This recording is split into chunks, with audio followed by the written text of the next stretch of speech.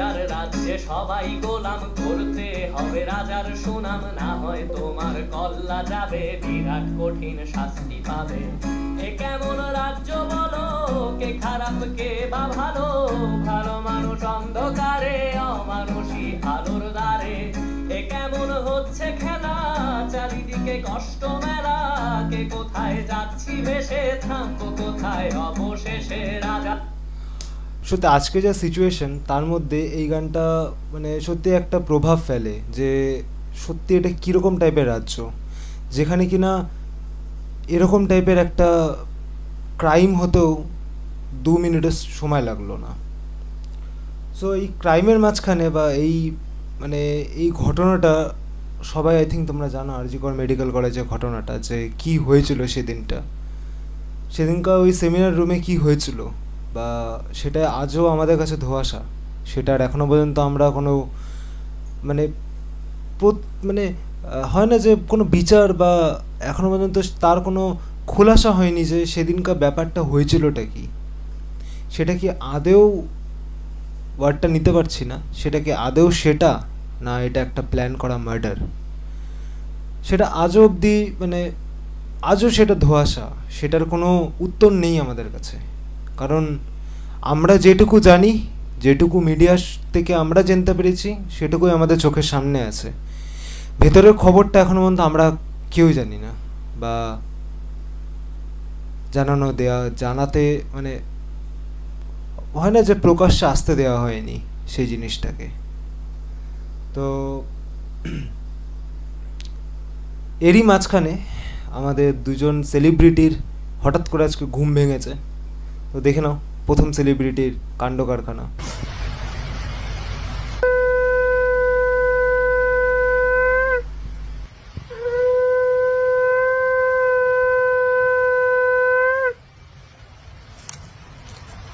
তিলোত্তমার পূর্ণ বিচার চাই। আচ্ছা দিদি, ব্যাকগ্রাউন্ডে শঙ্খের মিউজিকটা না দিলেই পারতে। শঙ্খ বাজাতে পারো না, ঠিক আছে, কোনো ব্যাপার না। শঙ্খ বাজাতে পারছো না, অনেকে পারে না শঙ্খ বাজাতে, তাই জন্য কি সবাই কি ব্যাকগ্রাউন্ডে শঙ্খের মিউজিক দিয়ে যে শঙ্খ বাজানো হয় সেটার কোনো মানে এই লোক দেখানো জিনিসটা আই থিঙ্ক দরকার ছিল না। আর সেকেন্ড দিদির কাণ্ড কারখানা একটু দেখে নাও। আজকে 15ই আগস্ট, স্বাধীনতা দিবস। দেশ আমাদের স্বাধীন হয়েছে, ঠিক কথা। আমরা কতটা স্বাধীন হয়েছি বলতে পারেন? সত্যি কি আমরা স্বাধীন হয়েছি? হঠাৎ করে 15ই আগস্টের দিন তার ঘুমটা ভেঙেছে। তার এতদিন মানে হয় না যে ঘুমিয়েছিল, দেখতে পাইনি আই থিঙ্ক, মানে শুনতে পাইনি আই থিঙ্ক কিছু, তাই জন্য কোনো প্রতিবাদের কোনো ব্যাপার ছিল না। হঠাৎ করে এটা হয়েছে, বুঝতে পারছি দিদি, তোমার এটা তো তোমার কোনো দোষ নেই, ঠিক আছে, বুঝে গেছি। গানটা তো এটাই বলা হয়েছে, এই কেমন রাজ্য বলো। মানে সত্যি এটা কেমন রাজ্য আমি আজও বুঝতে পারছি না, যেখানে কিনা পড়াশোনার জন্য কোনো মেয়ে আরজি করে পড়তে গেল আর তার সাথে এরকম একটা ঘটনা ঘটে গেল।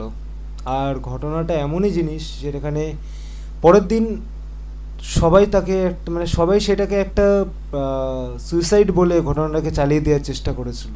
প্রথমে তার বাড়ির লোককে তো এটাই জানানো হয়েছিল যে এটা একটা সুইসাইড কেস, বাট তার বাড়ির লোককে পুরোটা মানে খোলাসা করা হয়নি প্রথমের দিকটাতে। কেন করা হয়নি সেটা এখনও তদন্ত চলছে।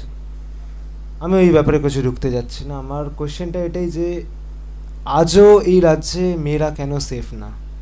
জাস্টিসের জন্য, উই ওয়ান্ট জাস্টিসের জন্য আমাদের রাস্তায় নামতে হচ্ছে। আজও কেন এই রাজ্যে এখনও পর্যন্ত সেফ না? এতদিন তো আমরা এটুকু এটাও জেনে এসেছি যে ওয়েস্ট বেঙ্গলে কলকাতা শহরটা সেফ।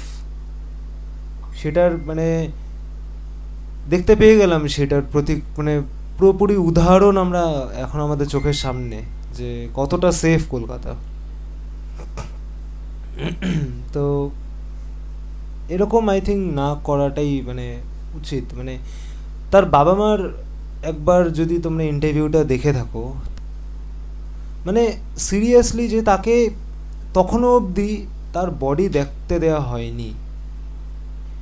তিলোত্তমার বডি সেই সময়ও তার বাড়ির লোককে দেখতে দেওয়া হয়নি, তার মাকে দেখতে দেওয়া হয়নি। তার তো একটাই সন্তান ছিল না, তো তাদের কি দোষটা ছিল যে তারা বডিটা এত মানে দেরি করে দেখতে পেলো?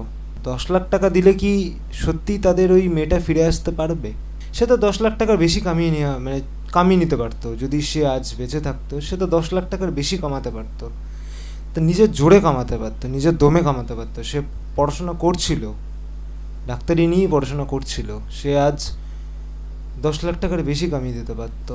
আমার শুধু একটাই দাবি বা একটাই চাওয়া পাওয়া যে তিলোত্তমার যে এই মার্ডারটা বা যেটাই বলা হোক, এই জিনিসটা যে হয়েছে তার মানে তার বিচার আমাদের চাই, আমাদের জাস্টিস লাগবে। এমন শাস্তি আমরা দাবি করছি যেটাতে কিনা নেক্সট টাইম এরকম কোনো ঘটনা ঘটার আগে ওই দুষ্কৃতীগুলো যাতে এই জিনিসটা মনে করে তারা যেন পিছিয়ে যেতে পারে, দেশ থেকে যেন আর কোনো তিলোত্তমাকে চলে যেতে না হয়। আমাদেরও বাড়িতে বোন আছে, আমাদের বাড়িতে মা আছে, তো তাদের সেফটিটাই যেন সব থেকে আগে প্রায়োরিটি পায়। আজকের দিনে কি সত্যি লেডিসরা সেফ? কোশ্চেনটা তোমাদের কাছে ছুড়ে দিলাম, অ্যান্সারটা দিও। জানি সবার কাছে একটাই অ্যান্সার, তো অ্যান্সার চাইলাম। সত্যি কি মেয়েরা সেফ এখনো অবধি? রাজ্যে সবাই গোলাম, করতে হবে রাজার সুনাম, না হয় তোমার কল্লা যাবে, বিরাট কঠিন শাস্তি পাবে। দেখা হচ্ছে নেক্সট ভিডিওতে। না থাক, আজকে আর এটা বলবো না। চলো, টাটা।